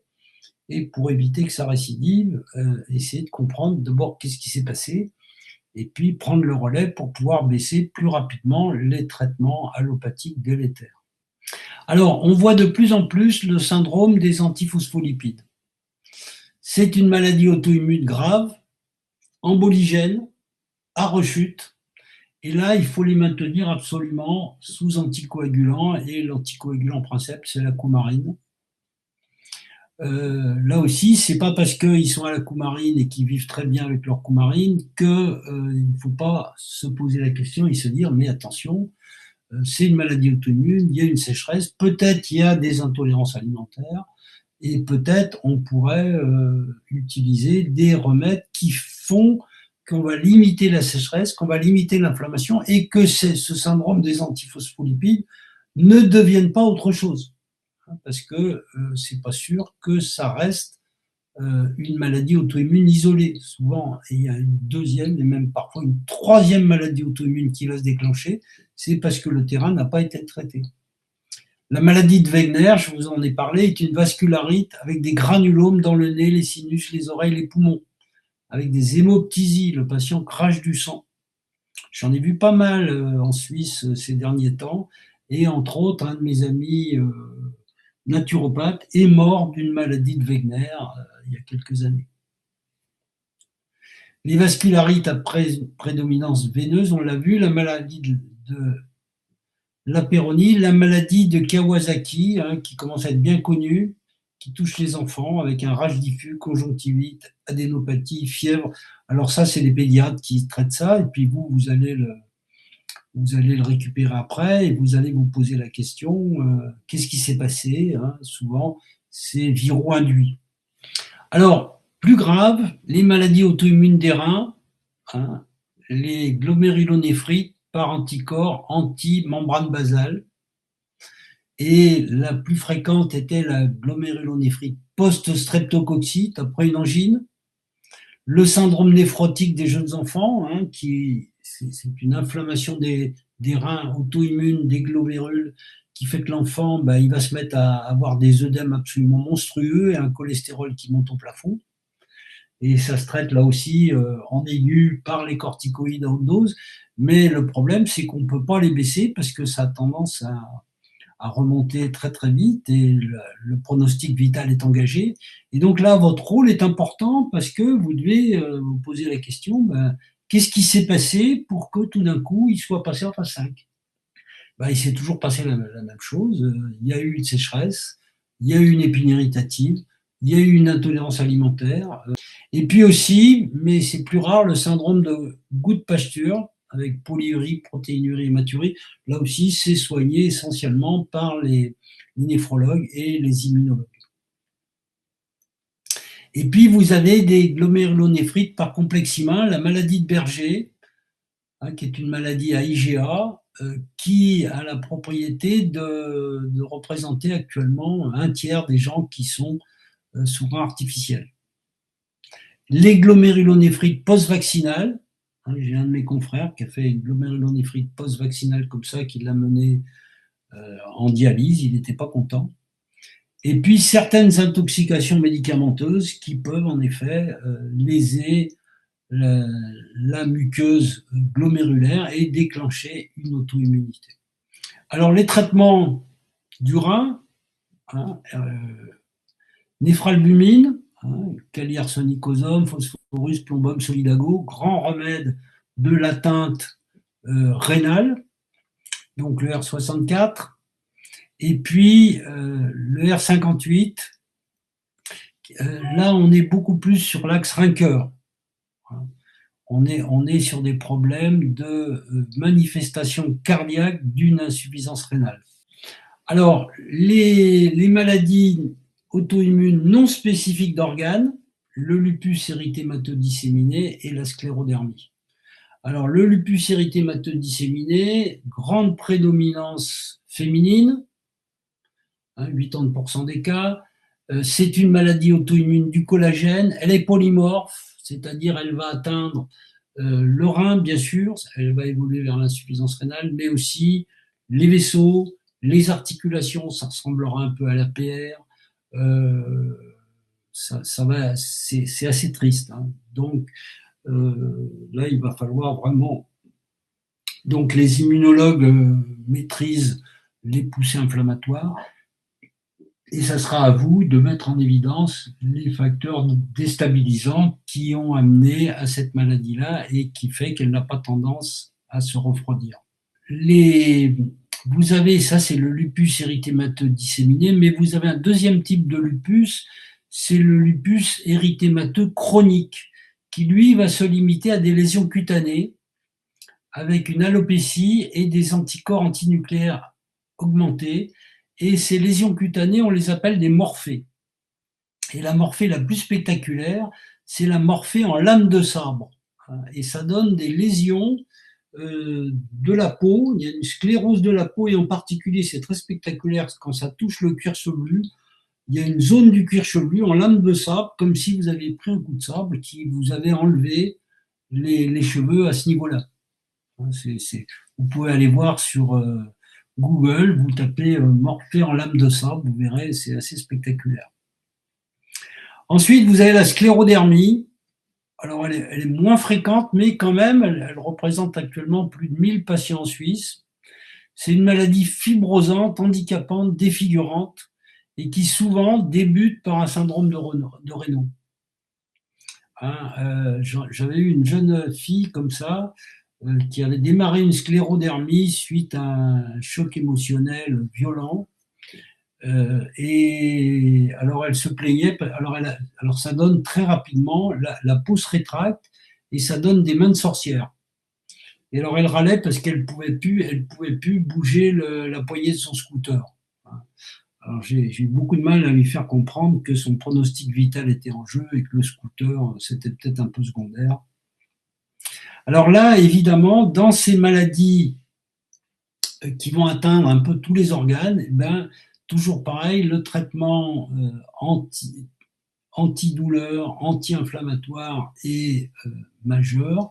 On va utiliser les antioxydants, les oméga 3, les plantes à effet hormonal, les remèdes, on pourra même utiliser du collagène qui ont des effets sur la peau et le tissu collagénique. On va utiliser bien sûr les remèdes du foie, hein, toujours pareil, et pas galène. On utilisera le coenzyme Q10, on pourra mettre un peu tout parce que en fait toutes les régulations fichent un peu le camp et donc on va être obligé de suivre ces patients relativement régulièrement pour compenser les différentes déficiences qu'ils vont présenter successivement. Voilà, alors principe du traitement physiologique, enlever les épines irritatives alimentaires, dentaires, sinusiennes, remettre de l'eau, réduire l'inflammation et la sécheresse, protéger le foie, R7. Travailler le feedback des anticorps. Donc. Alors, le stress oxydatif, zincum métallicum composé, hein, R91. La sécheresse, les oméga 3 et les traitements pro-hormonaux. Hein.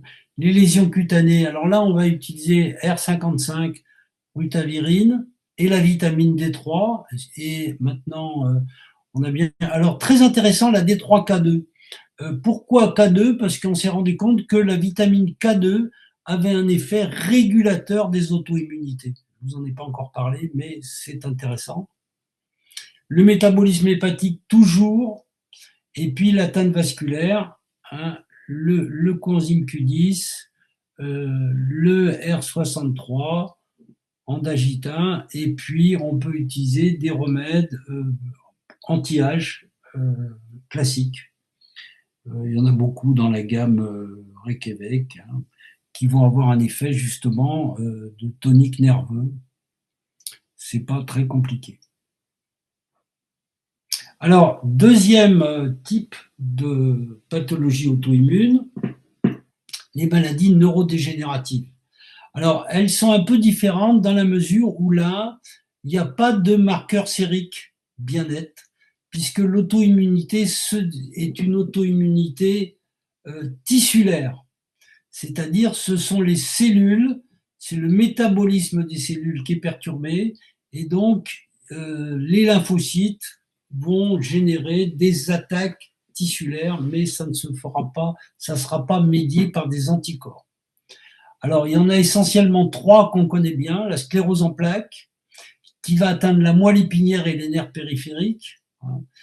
Elle est très fréquente. Elle représente en Europe presque 1% de la population. Elle débute vers 20 à 40 ans et elle atteint surtout les femmes. Le diagnostic était essentiellement clinique. Accès de paralysie répétée qui pouvait toucher les yeux, la motricité, etc. Et heureusement maintenant, le diagnostic, on le connaît bien, il se fait par l'IRM, on voit des plaques de sclérose, et donc l'IRM qui montre des plaques de sclérose permet un diagnostic précoce. Alors le problème, c'est que les allopathes n'ont pas trouvé de traitement, ils essayent un peu tout et n'importe quoi, et j'ai vu passer beaucoup de traitements, en particulier immunosuppresseurs, qui ne servent pas à grand-chose. Alors qu'on a un traitement absolument remarquable de soutien, c'est la teinture de calendula.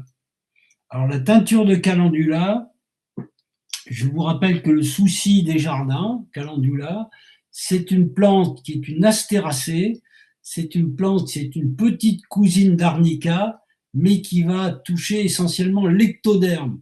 Et le système nerveux, c'est de l'ectoderme. C'est pour ça qu'on l'utilise comme antiseptique et cicatrisant au niveau de la peau et des muqueuses. Et donc, on a remarqué que Calendula officinalis, ça arrêtait les poussées de cèpes. Et on a découvert ça, c'est les BNS qui nous ont fait découvrir ça, hein, parce que au départ, il n'y avait rien à part un peu de cortisone pendant les poussées. il n'y avait rien. Et donc, je voyais énormément de patientes venir me voir en disant, est-ce que vous pouvez quelque chose pour moi? Et puis, ben, j'ai dit, écoutez, je sais pas, je vais essayer de comprendre. Et je leur faisais des BNS. Et je remarquais que ces BNS n'étaient pas très, très perturbés, mais plutôt hypo, plutôt de type immunodéficience, qui était curieux pour une maladie auto-immune. Et puis, systématiquement, la base de données des BNS me disait, vous devriez essayer Calendula. Et donc, j'ai essayé Calendula et je me suis rendu compte que ben, ça arrêtait les poussées. La maladie n'évoluait plus. Et donc, maintenant, je donne systématiquement de la teinture de Calendula à mes patientes avec CEP et elles s'en portent très bien et il n'y a pratiquement plus de poussée. La maladie n'évolue plus. Je ne dis pas que je la guéris, hein, mais la maladie n'évolue plus, ce qui est quand même sympathique. Alors, deuxième grand type de maladie. Donc là, on a vu que la CEP, c'est une atteinte au niveau essentiellement des moelles. Hein, c'est un syndrome de paralysie motrice essentiellement, ou de paralysie sensitive au niveau des yeux, par exemple, au niveau de la vue. La maladie de Parkinson, c'est une atteinte qui va toucher le cerveau gris, c'est-à-dire les noyaux gris de la base, et en particulier, elle va toucher, c'est un diagnostic qui est essentiellement clinique, avec trois symptômes, le tremblement de repos, la rigidité et la kinésie, hein, avec la marche à petits pas. Alors, elle est relativement fréquente à partir de 50 ans et sa fréquence augmente 10% à 60 ans. Vous voyez, donc ça peut tous nous guetter. Le traitement de soutien, Buforan, pardon, le R33, hein, avec Zincom, un métallicum qui est pas mal, et puis un bélion, c'est ce que je vous disais, qui est le grand remède de déficience neurologique et qui a un très bon effet, avec anacardium en particulier, qui est un remède d'impulsivité, pas bien contrôlé, arsenic pour la détente nerveuse, enfin c'est un traitement de fond, traitement de soutien de la maladie de Parkinson. Alors il y a une plante qui a un très bon effet sur la maladie de Parkinson, c'est le mucuna. Hein, mucuna, c'est le poil à gratter, hein, c'est une fabacée qui est très riche en dopamine et qui va limiter les symptômes du Parkinson tout en n'ayant pas les effets toxiques de la L-dopa allopathique. Enfin, la maladie d'Alzheimer, là, et puis les démences à corps de Lévy, hein, qui sont proches, qui ressemblent un peu, c'est plus rare, et puis ça ressemble, c'est une sorte d'intermédiaire entre Alzheimer et Parkinson. Alors l'Alzheimer, autrefois on appelait ça les démences précoces, hein. Ça atteint la substance blanche et donc essentiellement la cognition et la mémoire. Le début est insidieux, le diagnostic se fait souvent au stade de la démence. Alors vous avez le diagnostic se fait par le mini mental state. Vous avez alors sur le site www.medecine-intégré.com, vous avez des tests, des petits tests mentaux pour dépister l'Alzheimer, des petits tests très simples. Sinon, le mini mental state, vous pouvez le télécharger sur Google et le faire à vos patients, c'est très facile. Et puis moi, je demande toujours un bilan des neurotransmetteurs. Donc, le BNS ne montre pas grand-chose non plus, hein, et sauf dans certains cas où la maladie de l'Alzheimer va s'accompagner d'une inflammation vasculaire importante. Voilà. Et là, et bien sûr, il faudra traiter la maladie vasculaire sous-jacente. Alors là aussi, le R54, un bélion, est un tonique du système nerveux avec le thé, l'olivier et le ginkgo biloba qui apportent une amélioration cognitive significative. Alors là, c'est souvent, d'ailleurs, le patient vous le dit, hein, il vous dit ça va mieux, ma mémoire est meilleure, je cherche moins mes mots. C'est souvent, alors là aussi, on ne va pas traiter vraiment le mécanisme qui reste inconnu d'ailleurs, hein. On a tout un tas d'hypothèses de mécanismes de développement de la maladie d'Alzheimer, mais ça reste inconnu. Ceci dit, un bélion a un très très bon effet sur le vasculaire cérébral et je pense que ça doit vraiment être un traitement princeps de la maladie d'Alzheimer. Il faut savoir que cette maladie d'Alzheimer, donc, elle va également se développer de plus en plus avec l'âge. Hein, donc la fréquence augmente avec l'âge. Statistiquement, on s'est rendu compte que les gens qui faisaient fonctionner leur mémoire, qui gardaient une activité intellectuelle, étaient moins sujets à la maladie d'Alzheimer. Donc, je vous encourage à continuer vos études et à continuer à travailler et à avoir des interactions sociales enrichissantes. Cela peut vous éviter beaucoup d'ennuis. Alors, retenez surtout que 30% des patients sous immunosuppresseurs augmentent fortement la probabilité de développer un cancer. Rien n'est fait pour restaurer les équilibres immunitaires et métaboliques nécessaires à une guérison véritable. Donc, que ça soit en phase 5 ou en phase 6, mais surtout en phase 5, c'est des maladies chroniques, graves, invalidantes. Les allopathes ont des remèdes puissants qui vont supprimer les poussées, mais qui ne s'attaquent pas à la racine du problème. Donc, c'est votre travail de naturopathe d'identifier ces racines et de les traiter pour permettre à votre patient de retrouver une santé véritable. Voilà, vous allez objectiver les fragilités internes. En comprenant ce qui est en jeu, le patient calme ses angoisses et comprend l'intérêt du changement, et en particulier, par exemple, des habitudes alimentaires, des régimes d'éviction, du régime diabétique, hein, s'il y a un problème au niveau d'un surpoids. Apprécier les contraintes externes, les allergènes digestifs, l'effet des médicaments allopathiques, les urgences et les priorités. Hein. Vous avez bien compris que je n'étais pas du tout contre l'allopathie dans les phases aiguës. Hein. Il faut penser au confort du malade et stopper l'évolution d'une poussée, c'est important. Mais dès qu'on peut, il faut passer à autre chose. Et puis recadrer les interventions. Ce qui est important, c'est une stratégie cohérente à court et à moyen terme. Il faut que le malade apprenne à gérer le réel. Vous avez mené l'enquête, vous avez posé un diagnostic fonctionnel précis et indiqué des solutions efficaces, vous avez aidé votre patient, vous pouvez être fier de vous. Voilà, alors pour ceux qui ne nous connaissent pas encore, vous savez qu'on a un site internet, base de données de médecine naturelle, naturopathie, phytothérapie, psychologie, biologie fonctionnelle, traitement des douleurs, homéopathie diathésique et médecine chinoise. C'est entièrement libre d'accès et gratuit. On a plus de 2000 dossiers à votre disposition. N'hésitez pas à les regarder, n'hésitez pas à nous faire des remarques, à nous dire c'est bien, c'est pas bien, il manque ça, ou même je suis pas d'accord. Et puis, plus récemment, on a mis en place, et c'est FRMI, la faculté romande de médecine intégrée qui a fait ça, on a mis en place une formation personnalisée à la médecine intégrée par l'intelligence artificielle. Alors là, c'est très très intéressant parce que vous pouvez commencer quand vous voulez et travailler à votre rythme. Hein. Vous avez une intelligence artificielle qui va vous proposer des leçons et va vous corriger au fur et à mesure. Voilà, donc ça c'est très bien. Allez voir le site de FRMI.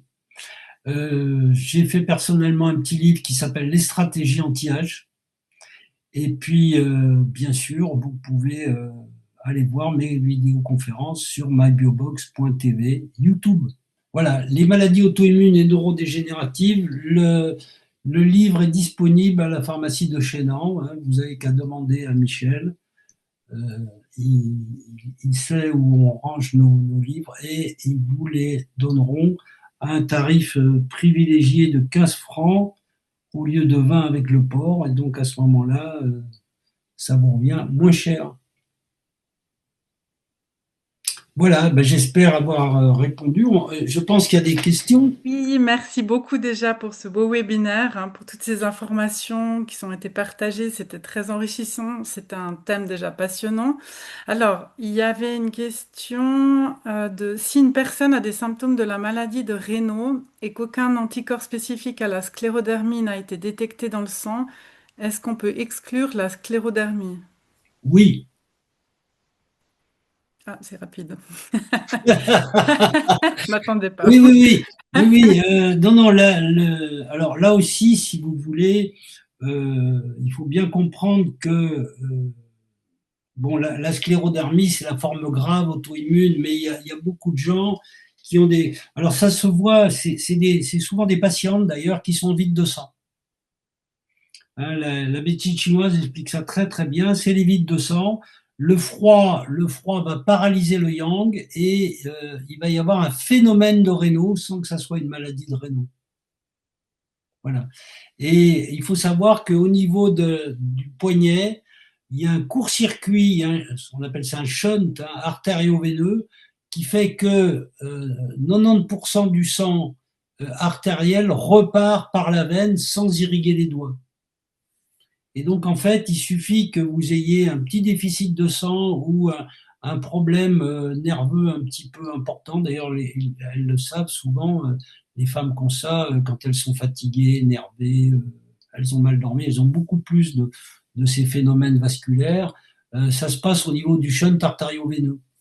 Et donc, moi, j'utiliserais des complexes, bien sûr, Epagalène, le R7, hein, et puis, bien sûr, Kieta, le R14, qui est un remède qui vraiment apporte une détente nerveuse et un sommeil physiologique.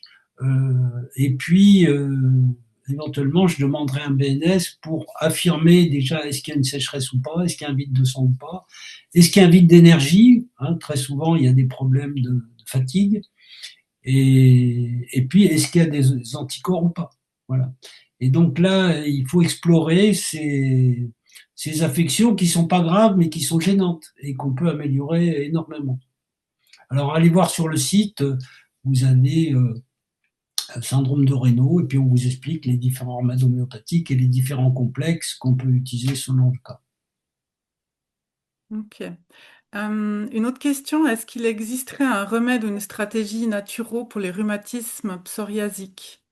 Alors, non, oui et non. Hmm. Oui et non. Alors, le psoriasis, la cause profonde du psoriasis, c'est un vide de sang du foie.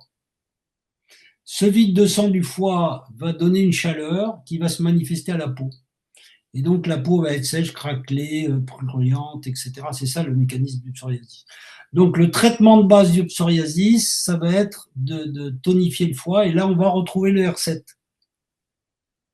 Voilà, donc le traitement de base du pso, c'est le R7, et puis bien sûr, c'est le complexe pour le psoriasis. Enfin bon, il y a différentes approches, et puis il y a l'élément psychologique qui est à prendre en compte et qui nécessitera d'avoir souvent d'avoir un remède spécifique, style Staphysagria, Lycopodium, Sepia ou autre. Et puis, sur ce fond psoriasique, alors d'abord, il faut savoir qu'il existe beaucoup de formes de psoriasis, hein. Il y a des formes en particulier, par exemple, il y a des formes rares. Moi, j'ai vu des formes flicténulaires, c'est-à-dire avec des espèces de grosses ampoules hématiques. On n'aurait jamais cru que c'était un psoriasis. Et en fait, si, c'est un psoriasis. Et puis, il y a un psoriasis inversé des plis. Enfin, il y a tout un tas de formes. Et puis, à un moment donné, la patiente qui a un psoriasis, donc qui est en phase 4, c'est une maladie de phase 4, hein, la sécheresse va s'accentuer et à ce moment-là, elle va basculer en rhumatisme psoriasique.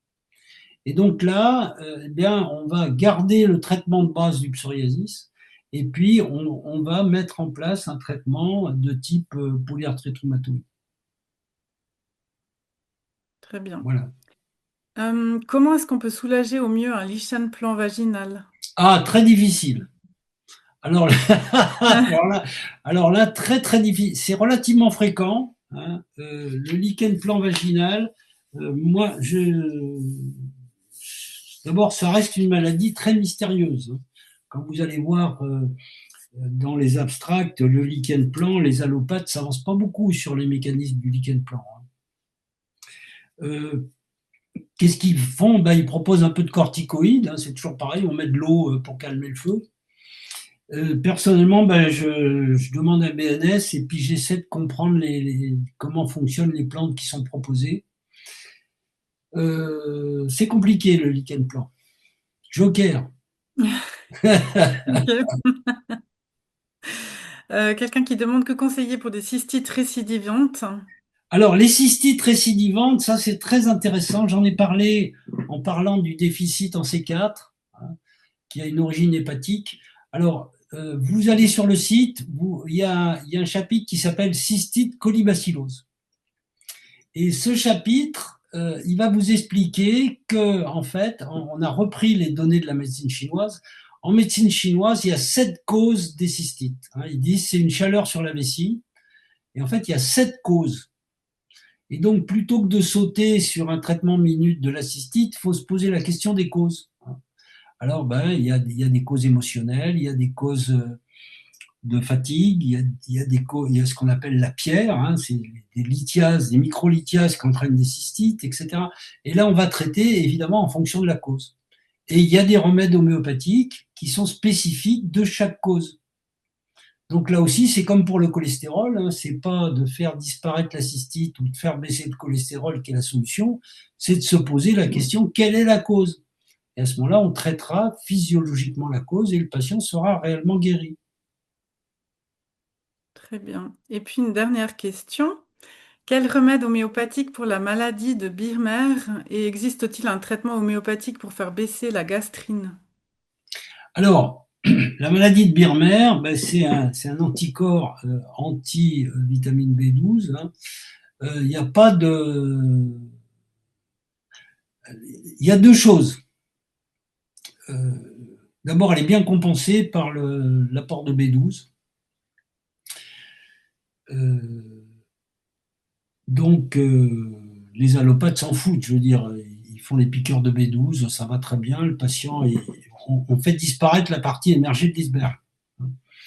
Le problème qui se pose, c'est pourquoi il fait des anticorps antigastriques. Alors là aussi, le foie est fondamental. D'autant plus que le foie sécrète une hormone qui s'appelle l'hépatine, qui a un rôle dans la captation du fer. Voilà. Donc pour moi, la maladie de Birmer, c'est un traitement général des auto-immunités. Donc qu'est-ce qui a perturbé le foie? Généralement, il y a une porosité intestinale, il y a une sécheresse, il y a des médicaments qui ont perturbé le métabolisme hépatique, etc.